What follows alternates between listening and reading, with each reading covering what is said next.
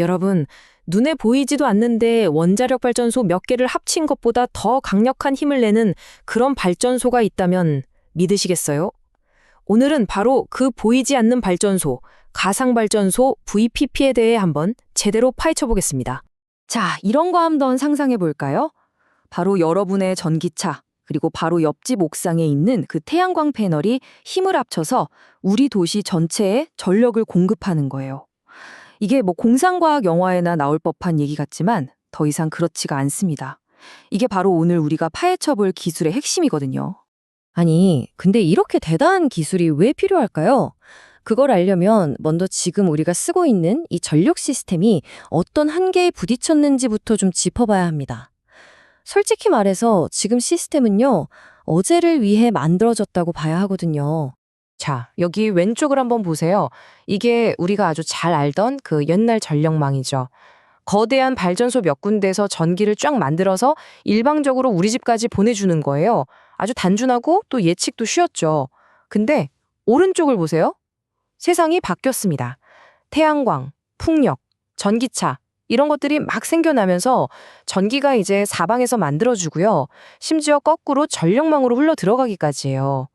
예측은 불가능하고 완전 양방향 시스템이 된 거죠.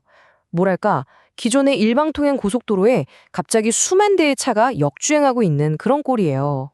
그러다 보니 이 낡은 시스템은 문제가 한두 가지가 아니에요. 아니, 발전소에서 만든 에너지가 우리 집에 오기도 전에 절반 이상이 그냥 사라져버린다니 말이 되나요? 그 과정에서 또 엄청난 탄소를 뿜어내고요. 게다가 여기저기서 갑자기 불쑥불쑥 전기가 들어오는 이런 새로운 상황에는 전혀 대비가 안 돼 있는 거죠. 말 그대로 전력망이 과부하에 걸리기 일보 직전인 겁니다. 자, 바로 이때 이 문제를 해결할 영웅이 필요해진 거죠. 그리고 이 엄청난 위기를 해결할 주인공이 바로 우리가 오늘 얘기할 보이지 않는 발전소 VPP입니다. 가상 발전소, VPP, 이게 대체 뭘까요? 여기서 핵심 단어는 딱 두 개예요. 가상, 그리고 AI. 실제로 뭐 굴뚝 세우고 건물 짓는 그런 발전소가 아니라는 거죠. 대신에 클라우드에 있는 아주 똑똑한 AI가요, 전국에 흩어져 있는 조그만한 에너지 자원들을 뭐 태양광이든 전기차든 싹 다 하나로 묶어서 마치 하나의 거대하고 강력한 발전소처럼 지휘하는 그런 기술입니다. 이 VPP가 어떻게 작동하는지 보면요, 진짜 멋진 오케스트라 같아요. 자, 먼저 사물인터넷, IoT 기술로 여기저기 흩어져 있는 연주자들, 그러니까 태양광 패널이나 전기차 같은 자원들을 싹 연결해요. 그 다음엔 AI라는 지휘자가 나타나서 이들을 하나의 멋진 팀으로 통합합니다.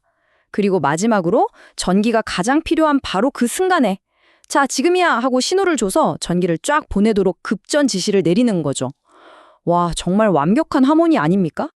자, 그런데요. 아무리 이렇게 멋진 기술이라도 돈을 못 벌면 소용이 없겠죠? 지금부터는 VPP가 도대체 어떻게 돈을 버는지 그 아주 영리한 비즈니스 모델을 한번 들여다보겠습니다. VPP가 돈 버는 방법은 크게 세 가지로 볼 수 있어요. 첫째는 스마트 거래입니다. 이건 뭐냐면 AI가 마치 똑똑한 주식 투자자처럼 행동하는 거예요. 전기 가격이 제일 비쌀 때를 딱 예측해서 팔고 너무 쌀 때는 에이, 안 팔아 하고 버티는 거죠. 둘째는 개통 서비스예요. 전력망이 막 불안정해지려고 할 때 VPP가 가진 에너지를 순간적으로 팍 투입해서 안정시켜주는 거죠. 말하자면 전력망의 소방수 역할을 하고 돈을 버는 겁니다. 마지막으로 수요 반응이라는 게 있는데 이게 또 재밌어요. 전력 사용량이 폭증하는 한여름 대낮에요. 대형마트랑 미리 계약을 해두고 에어컨을 딱 5분만 살짝 줄이는 거예요. 이렇게 전기를 아낀 것도 전기를 만들어서 판 거랑 똑같이 쳐져서 수익을 내는 방식입니다. 그러니까 핵심은 이거예요. 예전에는 우리 집 옥상에 있는 태양광 패널처럼 너무 작아서 시장에 내다팔 생각도 못했던 그런 자투리 에너지들 있잖아요. VPP가 바로 그걸 싹 다 하나로 모아서 돈이 되는 거대한 에너지 묶음 상품으로 만들어주는 겁니다. 근데 이게 그냥 뭐 이론에만 그치는 얘기가 아닙니다. 이미 전 세계적으로 엄청나게 빠르게 성장하고 있는 현실이에요. 유럽, 특히 독일이 이 분야에선 완전 선두주자고요. 미국은 정부가 막 밀어주면서 시장이 폭발적으로 크고 있습니다.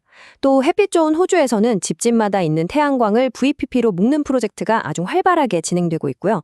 이 에너지 혁명, 이미 글로벌 현상인 거죠. 자, 이 숫자 한번 보세요. 10기가와트.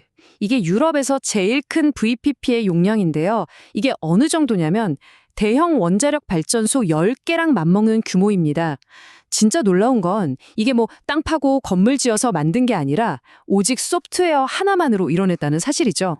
이 두 회사의 전략을 비교해 보면 더 재밌어요. 독일의 넥스트크라프트베르케라는 회사는요, 뭐 농장에 있는 바이오가스부터 공장의 비상발전기까지 종류를 가리지 않고 온갖 자원들을 다 모아서 하나의 팀으로 만들었죠. 반면에 호주의 테슬라는 좀 달라요. 5만 가구에 똑같은 태양광 패널이랑 배터리를 쫙 설치해서 마치 하나의 잘 만들어진 제품처럼 움직이는 거대한 VPP를 만들고 있는 겁니다. 가는 길은 좀 다르지만 목표는 똑같은 거죠. 물론 VPP가 가는 길이 꽃길만 있는 건 아닙니다. 앞으로 해결해야 할 몇 가지 중요한 과제들이 남아있거든요. VPP의 장점은 정말 확실하죠. 에너지 효율도 높이고 전력망도 안정시켜주고요. 그런데 단점도 분명히 있습니다. 일단 처음 구축하는데 돈이 많이 들고 수많은 사람들의 에너지 사용 데이터를 다루다 보니까 개인정보나 보안 문제도 아주 중요해지죠. 또 더 근본적으로 들어가면 VPP의 재료가 되는 그 태양광 패널이나 배터리를 만드는 과정이 과연 친환경적이냐 하는 이런 논란도 우리가 풀어야 할 숙제입니다. 하지만 이런 도전 과제들에도 불구하고 시장의 전망은요, 정말 어마어마하게 밝습니다. 이 그래프를 보세요.